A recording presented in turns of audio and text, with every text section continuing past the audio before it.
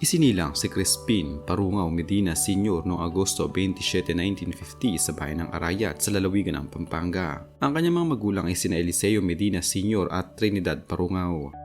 Nagtapos siya ng kanyang sekundaryang edukasyon sa Arayat Institute of Pampanga. Matapos nito, pumasok siya sa iba't ibang universidad sa Maynila upang kumuha ng mas mataas na antas ng pag-aaral. Sa kanyang personal na buhay, binuo niya ang kanyang sariling pamilya kasama ang kanyang asawa na si Victoria Aquino Chupungco. Ang kanilang pagsasama ay nagbunga ng mga anak na kalaunan ay sumunod din sa kanyang mga yapa sa industriya ng sining at pagganap.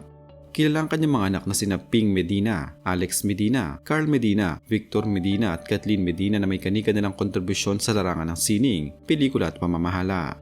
Nagsimula ang paglalakbay ni Pen Medina sa larangan ng pag-arte noong dekada 70 sa pamamagitan ng paglahok sa mga dula sa teatro. Ang teatro ang nagsilbing kanyang pinakamalaking paaralan kung saan nahasa ang kanyang boses, emosyon at pisikal na kontrol. Isa sa mga pinakaunang pangkat ng teatro na kanyang sinalihan ay ang Teatro Kabataan. Sa ilalim ng grupong ito, gumanap siya sa mga tanyag na dula tulad ng Ang Paglilitis ni Mang Serapio noong taong 1977 at ng Pista sa Aming Bayan noong taong 1978. Ang kanyang natulad na kakayahan sa pagganap ay mabilis na napansin ng mga direktor at kritiko sa industriya. Dahil sa kanyang ipinamalas na galing, naging regular siyang aktor sa mga prestihiyosong produksyon ng Cultural Center of the Philippines o CCP. Gumanap siya bilang Emilio Jacinto sa dulang Andres Bonifacio noong taong 1980. Noong taong 1981, ipinakita niya ang kanyang versatilidad nang gumanap siya bilang Kapitan Tiago sa dulang Cancer na isang adaptasyon ng Noli Me Tangere. Makalipas ang ilang taon, partikular noong taong 1993, muli siyang nagbalik sa parehong dula ngunit sa pagkakataong ito ay ang mabigat na papel naman ni Elias ang kanyang binigyang buhay. Naging bahagi rin siya ng dulang Father Gregorio Aglipay noong taong 1982 kung saan ginampanan niya ang karakter ni Father Brillantes. Noong 1986, lumabas siya sa Makinig Kayong Mabuti bilang General Henry Baltasar at noong 1990 ay naging bahagi siya ng Ginintoang Bayan sa ilalim ng direksyon ng tanyag na direktor na si Naunon Padilla. Hindi lamang sa Cultural Center of the Philippines nagtanghal ang aktor, nagpamalas din siya ng galing sa entablado ng Universidad ng Pilipinas. Kabilang sa kanya ang mga hindi malilimutang pagtatanghal doon, ang patay na si Sizwe Banzi noong 1986 kung saan ginampanan niya ang karakter ni si Styles at ang Tatalo noong 1987 kung saan gumanap siya bilang isang tsuper ng jeepney. Noong taong 1991, ginampanan niya ang bida at makasaysayang karakter na si Andres Bonifacio sa dulang Supremo. Gumanap din siya bilang Jose Rizal at Crisostomo Ibarra sa pagtatanghal ng Noli Me Tangere sa Puerto Real noong taong 1986. Ang kanyang malawak na karansan sa bulwagang Gantimpala, Teatro Pilipino at iba pang mga pang-campus na dula ang nagpatibay sa kanyang estado bilang isa sa mga pinaka-pinagkakatiwalaang aktor sa bansa. Ang unang bahagi ng dekada 80 ang naging tulay upang si Pen Medina makatawid mula sa entablado ng teatro patungo sa malaking screen ng pelikula. Noong taong 1982, nakuha niya ang kanyang kauna-unahang papel sa pelikula sa pamamagitan ng obra maestra ng direktor na si Ishmael Bernal, Ang Himala na pinagbidahan ng nag-iisang superstar na si Nora Honor. Ang pagganap niya sa pelikulang ito ay nagbukas ng maraming pinto sa kanya upang makatrabaho ang iba pang mga tanyag na direktor sa bansa. Noong taong 1983, lumabas siya sa pelikulang Karnal sa ilalim ng direksyon ni Marilu Diaz-Zabaya. Sinundan ito ng mga makabuluhang pelikulang tulad ng Sister Stella L. Noong 1984 sa direksyon ni Mike De Leon, Scorpio Nights at Virgin Forest noong 1985 sa direksyon ni Peke Galiaga at Unfaithful Wife noong 1986. Naging bahagi rin siya ng kontrobersyal na pelikulang pampolitika na Ora Pro Nobis noong 1989 sa direksyon ng pambansang alagad ng sining na si Lino Broca. Bukod sa mga lokal na pelikula, nagkaroon din siya ng pagkakataon na maipakita ang kanyang talento sa mga banyagang produksyon. Isa sa mga pinakamahalagang proyekto rito ay ang Australian television film na pinamagatang Dangerous Life noong taong 1988. Noong dekada 90, patuloy na naging makabuluhan ang mga proyektong kanyang pinili. Noong taong 1993, gumanap siya bilang Lucio de Vega sa pelikulang Sakay na idinirhe ni Marilu Diaz-Zabaya. Noong taong 1998, naging bahagi siya ng makasaysayang pelikulang Jose Rizal kung saan ginampanan niya ang napakahalagang papel ni Ponciano Mercado, ang matandang kapatid ng pambansang bayani. Ang kanyang pagganap sa pelikulang ito ay umani ng malawakang pagkilala mula sa mga kritiko at manonood. Noong taong 1999, ipinamalas niya ang kanyang galing sa pelikulang Muro Ami kung saan nagwagi siya ng mga parangal dahil sa kanyang epektibong pagganap. Sa pagpasok ng bagong milenyo, hindi lamang sa pelikula na natili ang kanyang katanyagan kundi maging sa telebisyon. Noong taong 2005, naging bahagi siya ng higanteng fantaserye ng GMA Network, ang Encantadia.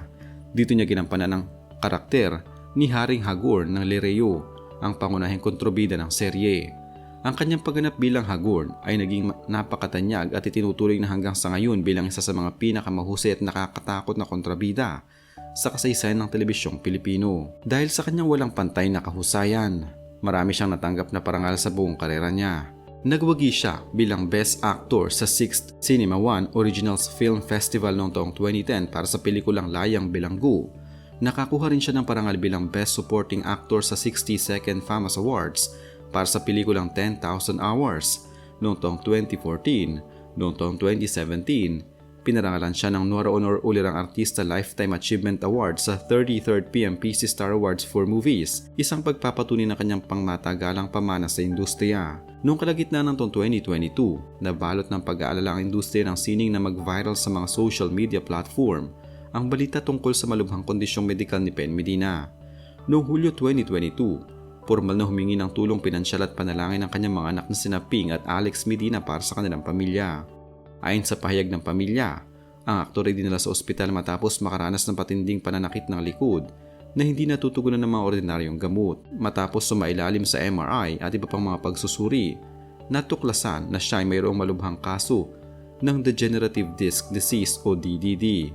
Ito ay isang medikal na kondisyon kung saan ang mga disc sa pagitan ng mga buto ng gulugod o spine ay unti-unting nauupos, nawawala ng likido at nagiging sanhi ng matinding friksyon o pag-uumpugan ng mga buto.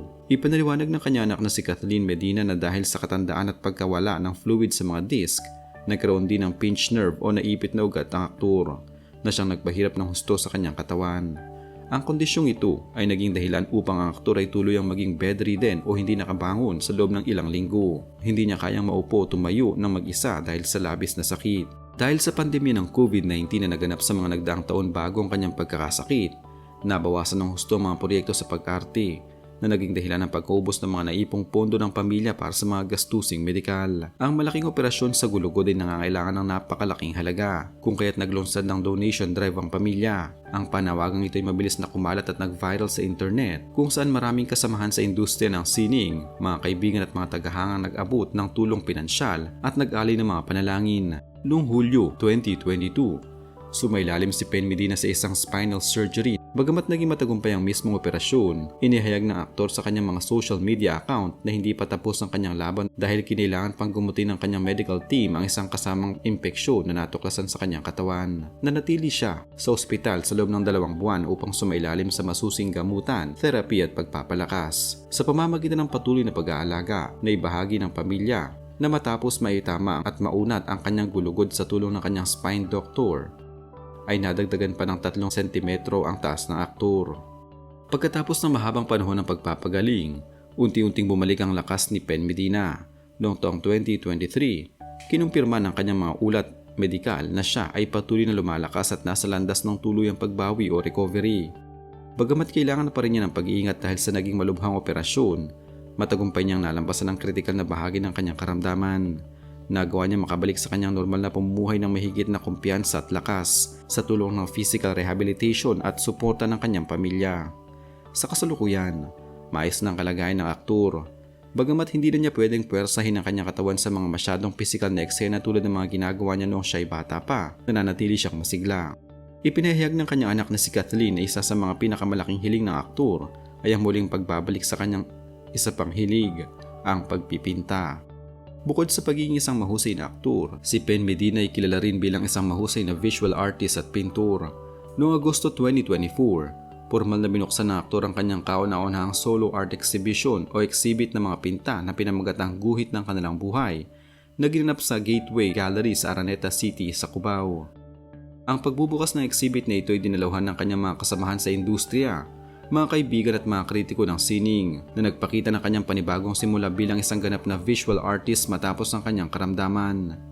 Bukod sa sining pagpipinta, unti-unti ring nagbalik si Pen Medina sa mundo ng pag-arte sa telebisyon.